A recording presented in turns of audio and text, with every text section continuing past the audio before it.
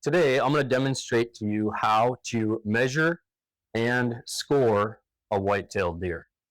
Thanks for stopping by the channel. If this is your first time here, welcome. Definitely appreciate it if you would hit the subscribe button. That will make sure that you are notified of any content that I put out. And then it really goes a long ways towards helping me promote my channel, help it grow, gets my content out in front of other people. But most importantly, it'll notify you of any new content that I put out so that you can see it.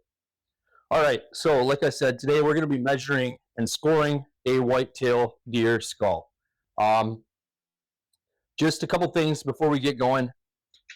When it comes to measuring North American big game animals, there's really two different systems, main systems that we would refer to.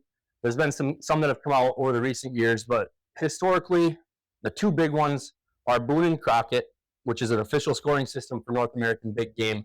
And then there's also the Pope and Young Club, which is another official scoring system. Now, when it comes to the method and process that we follow to score for either the Boone Crockett or Pope and Young Club, I just want to make sure that you understand that it's the same method. The only difference between the Boone Crockett Club and the Pope and Young Club is Boone Crockett is a scoring system and our record keeping for animals that are shot with a firearm, whereas Pope and Young is the scoring system and record keeping for animals shot with a bow and arrow. Okay, so the system that I'm going to show to you today, the method that we're going to use to score this deer, is going to be recorded on a scoring sheet that I have here, Boone Crockett Club. I happen to shoot this deer with a muzzleloader. But if you shot your deer with a bow, same exact system what I show it to you today will work for that as well. You come out with the same exact score. Again, it's just different record keeping for animals shot by a different method. Okay. Another thing I want to mention before we get going, just a few tools that you will need or that will be extremely helpful to you in the process. First of all, you're going to need the score sheet. I'm going to put all these things that I mentioned here are going to be in the link below. I'll put a link to this score sheet. They're free. You can download this either through the Boone Crockett Club or Pope and Young Club, whichever you prefer. And then a pencil so you can record the measurements that you take onto your sheet. And also we're going to do some marking on here as well. And then a few things you can pick up on Amazon. I'll have the links down there. Some masking tape. We're going to use that. I'll show you that in just a bit. A ring end tape measure. Okay, this is going to be really helpful for measuring circumferences. This is just a 1/4-inch steel tape, but I'll show you an up close here. The zero on this tape is actually down here. Okay, that's going to really help us when we get to our circumferences on the antlers. You can pick that up on Amazon, like I said. A steel cable. That's going to really help us when we follow the curvature of the main beams, and some of the tines can be done with a steel tape, that 1/4-inch steel tape. This is going to make it way easier and a lot more accurate. Another thing to go along with that is this alligator clip. When you follow that along the antler, you come to the tip, we'll clip that on there, because then we're going to transfer this to a tape measure to get our measurement. And last but not least, you're going to want to pick up a foldable ruler. Okay, this is going to be really helpful for a couple things that we do. This one specifically, if you buy one of these, you want to get one that has this sliding brass piece on the end. Okay, demonstrate why you want that in just a bit here. You can score a deer without these, but again, if you want to do it very accurately, I recommend getting these tools. This isn't going to break the bank. Very cheap.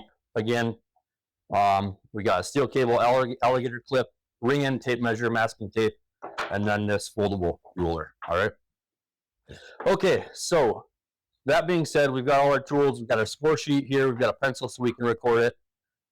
What I'm going to recommend you do to start out is take your masking tape. Okay, I got to find the end of it here. So you're going to take your masking tape and you're going to take just a small piece, just a short piece, and you're going to lay it at the base of every point. All right. We're going to use that, and you'll see in just a bit. We're going to make a marking on there, and that's going to help us in the measuring process here. You don't want to put that on the base of the antler so that it kind of goes up on the tine a little bit, then it also goes down onto the main beam. If you have any extra points, any non-typical points, like this one here, you're gonna want to stick a piece of tape there as well. Moving on to the other side here.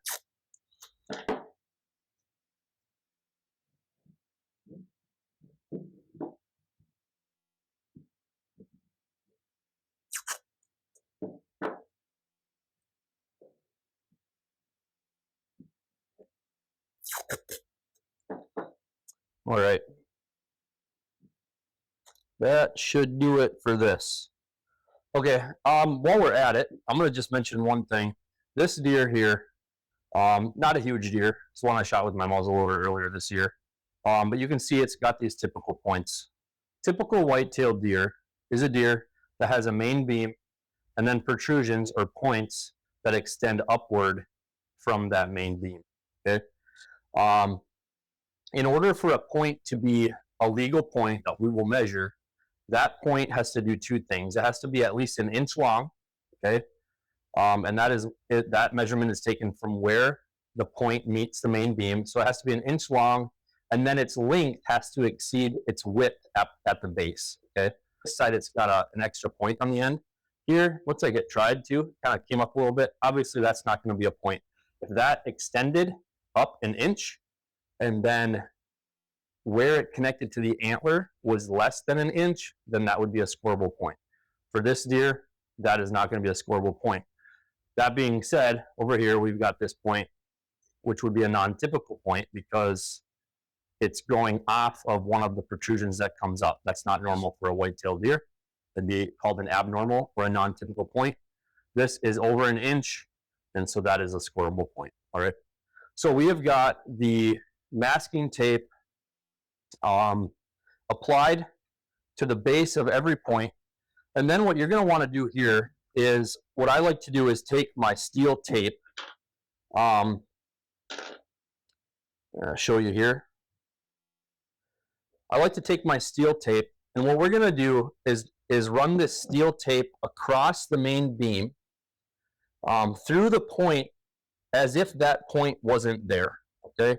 So where would the top of this main beam be if this point didn't exist? Okay. And so I like to run my steel tape here along the top of that.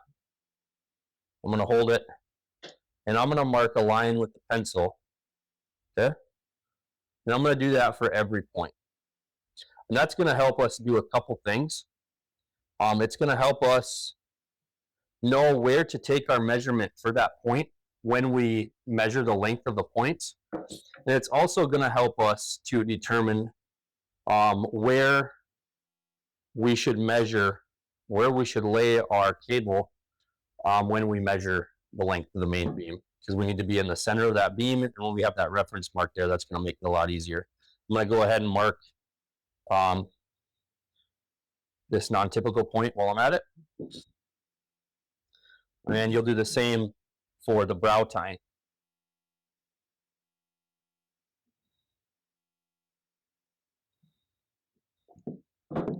Moving on to the next side, carry all these marks over here as well.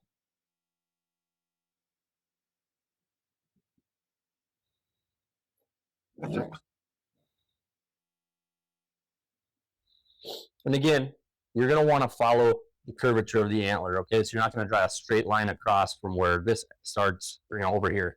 You're going to follow that main beam as if it was going to continue on curving up. That'll give you the most accurate score for the deer. All right, one more here.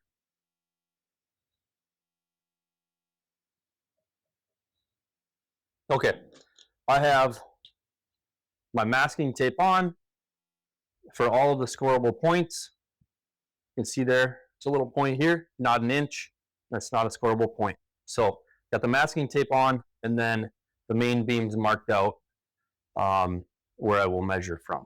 All right. Next step, we're going to move over to the scoring sheet, and I'm going to walk you through this. So if you've got a scoring sheet in front of you, be helpful, but I'll show you the scoring sheet as well. just kind of going over the scoring sheet a little bit. If you've got a Boone Crockett club scoring sheet, it's going to say Boone Crockett club on top. If you've got a Pope and Young, it's going to say different. But again, the scoring system, when it comes down to recording it, they're going to be identical. There's a couple different graphics up top that are going to help kind of describe where these measurements are coming from. You're going to see some points labeled E. Those are going to be your abnormal points. You've got F, which is your main beams, and you've got G, 1, 2, 3, 4, 5, and so on. Those are your main points. And then H is your circumference, and those all correspond to the letters down on the sheet, that specific line item where we measure. In fact, you might hear people talk about antlers, and they'll say his G2 was such and such inches long. G2, where that term comes from, is the line item on our scoring sheet. Okay, we work down, we record E, our abnormal points, F, our length of main beam, G1, length of first point. This is the G1, G2, length of second point, length of third point, and so on. Okay, so starting on the scoring sheet, they're going to ask for just a couple things up top, 4 different measurements.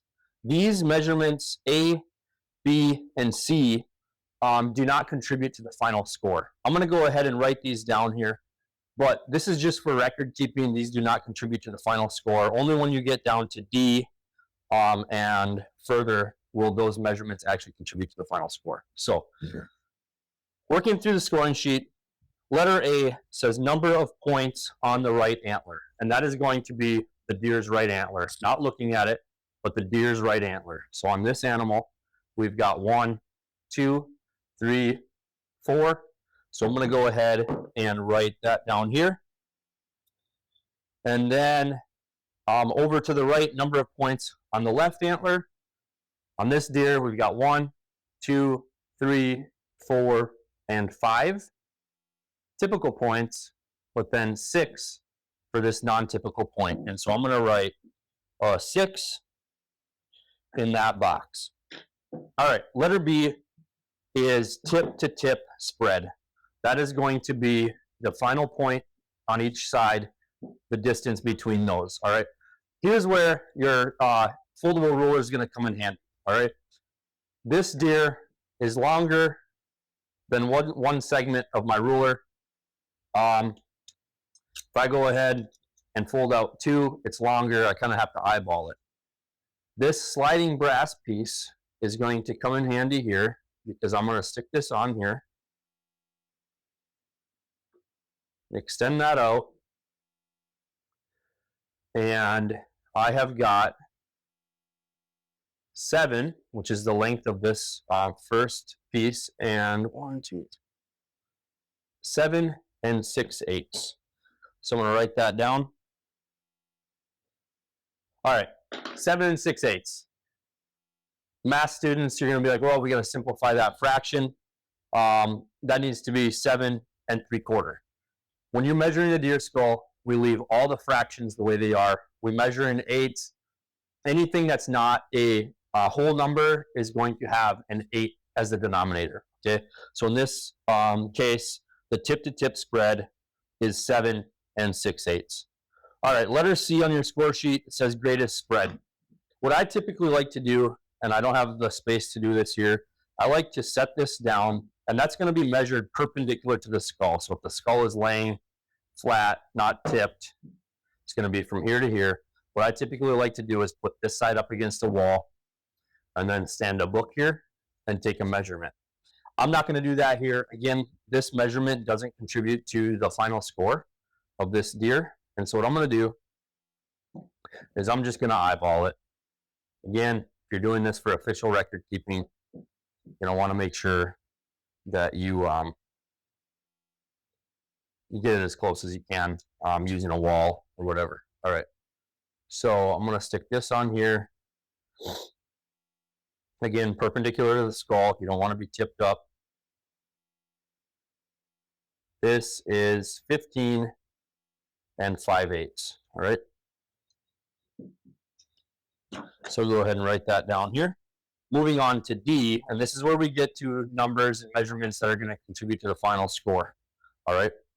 We're going to take our ruler again, and we're going to measure. It says the inside spread of the main beams, and that is going to be the greatest point of distance between the inside of the right beam and the inside of the left beam. Again, this is perpendicular to the skull. We're not measuring like this or or kittywampus. Okay. So I'm going to put this here. We're just eyeballing it. Looks like the widest point. I'm going to extend my brass piece. Now I'm just going to kind of work this up and down. All right. They're just extended just a little bit. So it seems like that's the widest point. All right. Great. Right there's the widest point. So I'm going to take that. It's 13 and 13 and 7/8.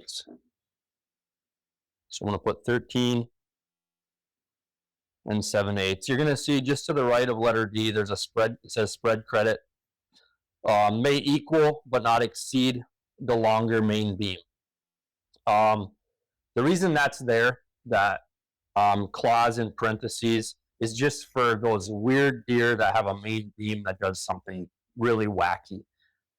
99.999% of deer, this spread credit is going to be the inside spread measurement that we just took. That being said, you got a goofy situation and one of your length, the main beams are both less than 13 and 7/8, then you're going to take the length of the longest main beam. In this situation, it's going to be 13 and 7/8. And then going on to letter E, and this is the abnormal points. This is kind of to the right and up just a little bit. It says abnormal points. Now on this animal, I have one abnormal point. I do have an extra point on this side, but that's not going to be an abnormal point. This is a typical point that later on we'll talk about will be deducted from my score because this side doesn't have it, and that hurts its typical score. This is an abnormal point. So any point that doesn't extend upwards from the main beam, it could extend outwards, it could extend down, be a flyer or a sticker, if we'd refer to this one. So anything that may extend outward from the main beam, down from the main beam, or protrude from one of the main points is going to be an abnormal point. I'm going to grab my my steel cable here and use it for the first time. Again, super cheap, buy on Amazon. This is going to help us follow that contour. So I'm going to lay that at that mark. Again, this is where that point meets that antler. I'm going to lay it along that, following the curvature of the antler, or of the tine, I should say, or of not the tine, the point. I'm going to stick that alligator clip on there. All right, that's the length of that main point, or of that point. Take my ruler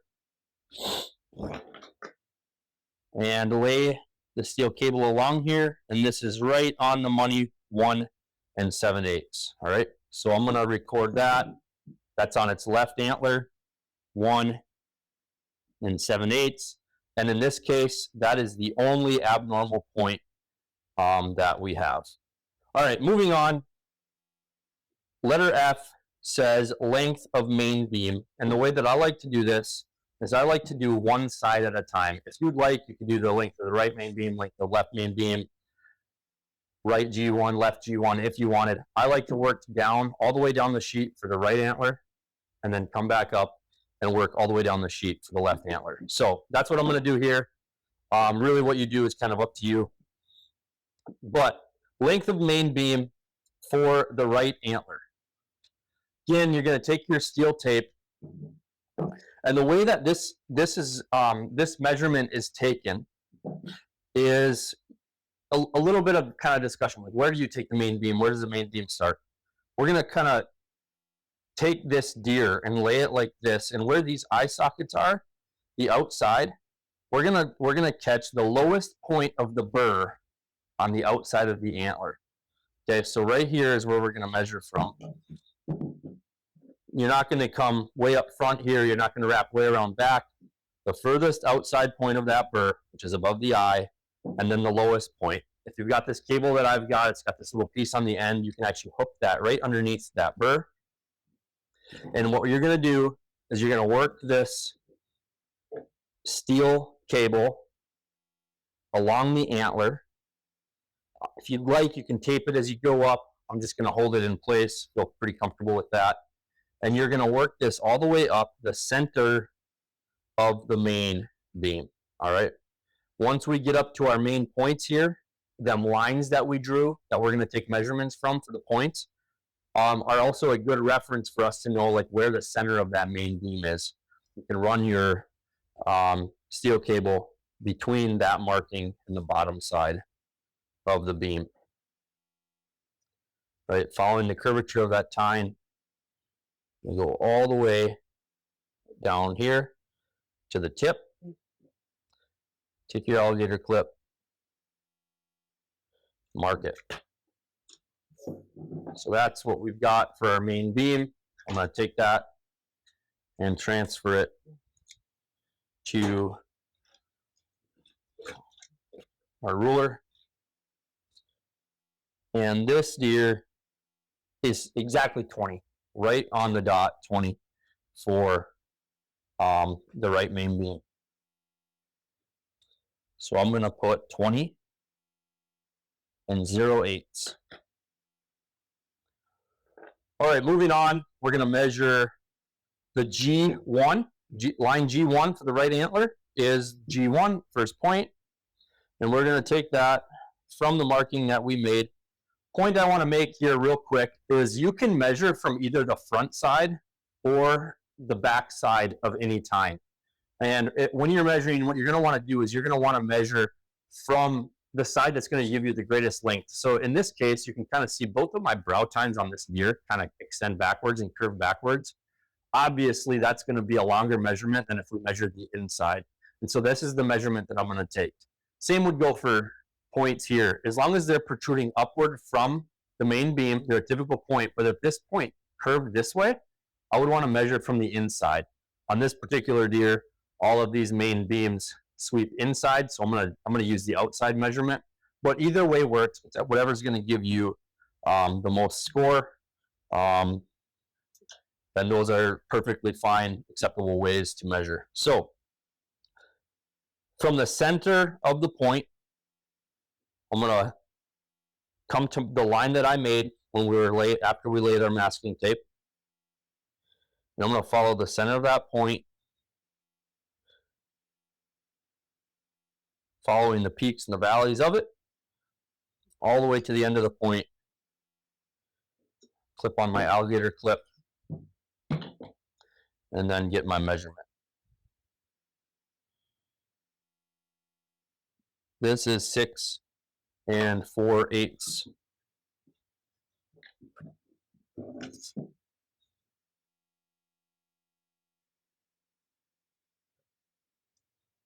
All right.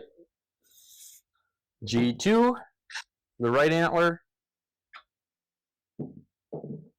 is the length of the second point.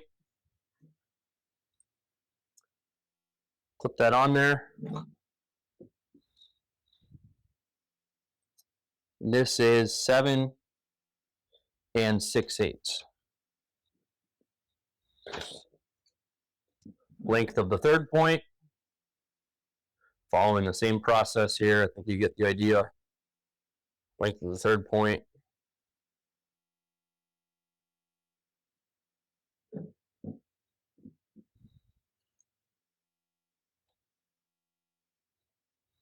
Is 6 1 2 3/8.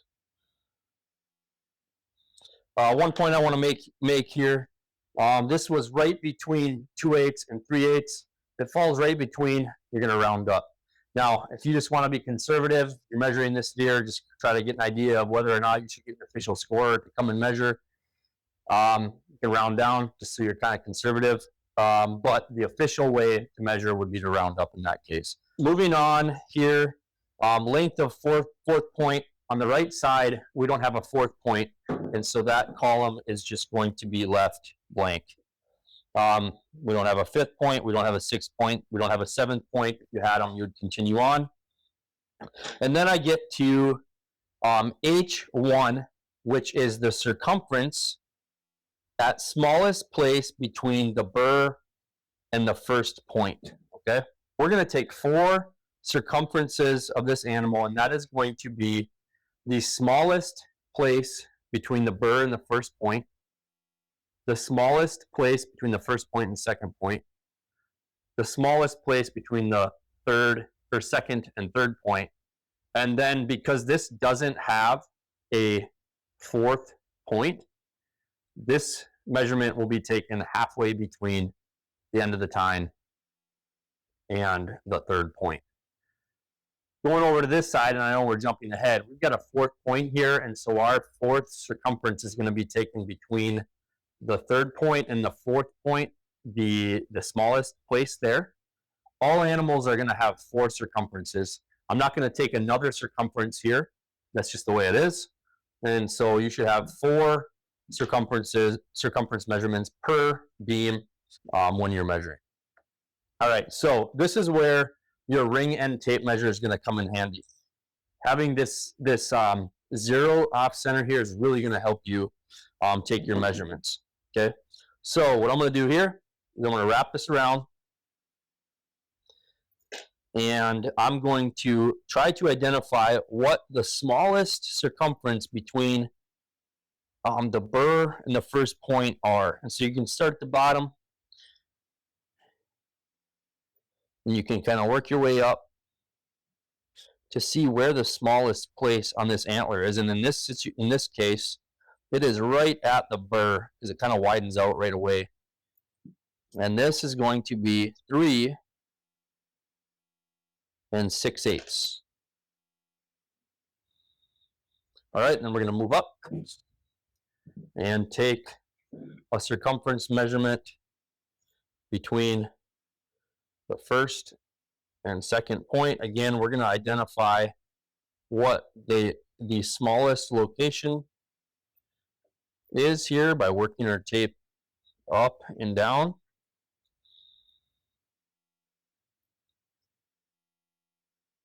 Three 5/8.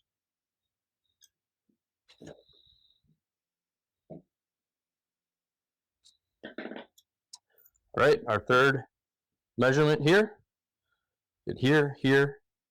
We're going to measure here again, identifying where the smallest location is. That's going to be 3 4/8. And then there's circumference at the smallest place between the third and fourth point. This particular deer doesn't have a fourth point, and so it's going to be taken midway between these 2 points. And so what I'm going to do here real quick is I'm going to take my tape measure, and I'm going to identify where that midpoint is. All right, this is exactly 7 inches here. And so 3 1/2 inches is where I need to take that circumference measurement. So I just made a little mark there in pencil.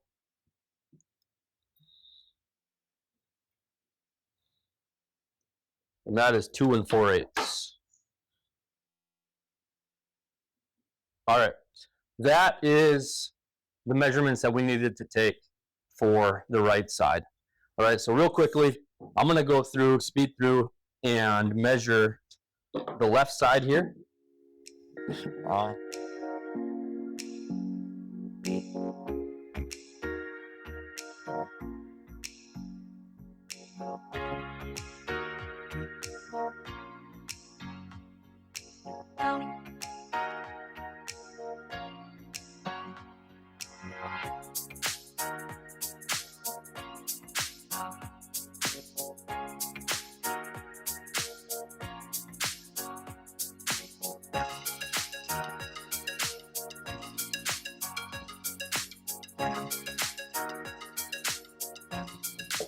On this side, we have the extra points. We're not measuring halfway between the third point and the end of the main beam. We're just going to go smallest circumference between the third and fourth point.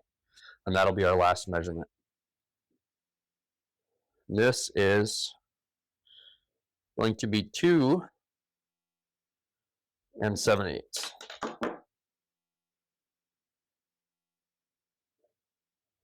Okay, so now we have got all of the measurements taken that we need to on this deer. Again, we had inside Inside spread of main beams, we had main beam length on either side. We had a length of first, second, third, and fourth points if present. We also measured our abnormal points, and then we took 4 circumference measurements on each antler. We did 1 between the bird and first point, smallest point between first and second, smallest point between second and third, smallest point between third and fourth, if the fourth is present, if not, halfway between. And we got that. All of our measurements are here. And so what we're going to do now is we're going to carry this down and add the score up on this deer. All right. So here you can see the score sheet that I filled out as we were measuring this particular deer. Again, this top section does not contribute to the overall score of your deer, but is for the sake of record keeping. Come down to D, and this is where we get our score for the typical portion of the deer. Up here is where abnormal points are. Then we recorded these for each antler, right antler, left antler as we were going along. Transferred our 1 7/8 for that abnormal point down here to letter E. And then after we had measured both antlers, you subtract the difference between the two here. And then you get your difference on this side. Then you're going to come down here, and I like to use a fraction calculator on my phone. Makes it way easier than doing the math in your head. Do that way if you'd like. You're going to get your 3 totals here, which are going to carry down to this section, which is where we're going to use to calculate our final score. In this case, our spread credit came from up here, 13 7/8. Column 1, 53 6/8. Column 2, 56 0/8. And then and then you're going to take those 3, I should say, and add those together and get your subtotal, which is your gross score. Then you're going to take column 3, which is your abnormal points and differences. Okay, these are your deductions here due to the deer being not typical. One side's longer than the other. And then you have abnormal points. So this is your gross score.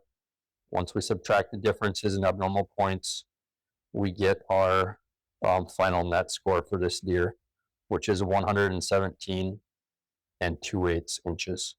All right. Well, that is the process that you would follow to score a typical white-tailed deer.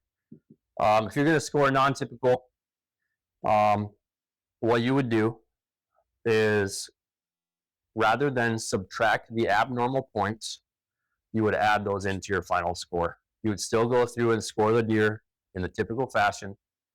Main beam, measure the length of all the points that are protruding upwards from that main beam. You would subtract the difference side to side, but the only difference would be, rather than subtracting the abnormal points from your final score, you would add those into it. And that's going to be detailed on that non-typical scoring sheet that you would download as well. Again, those are available on Boone Crockett and Pope & Young website. All right, well, I hope this helps. My goal is to really kind of provide some basic, easy to understand information to people that might be new to hunting and trying to learn. I know when I was starting out, it kind of be overwhelming trying to learn, and you read and just all sorts of information out there. And so I've done that. I had the privilege to learn from some people growing up, but I do find myself digging in, trying to understand things myself as time goes on. And so I want to be a resource for people. Got plans to have a lot more videos coming out. So again, hit that subscribe button at the bottom here so that you're notified about that content.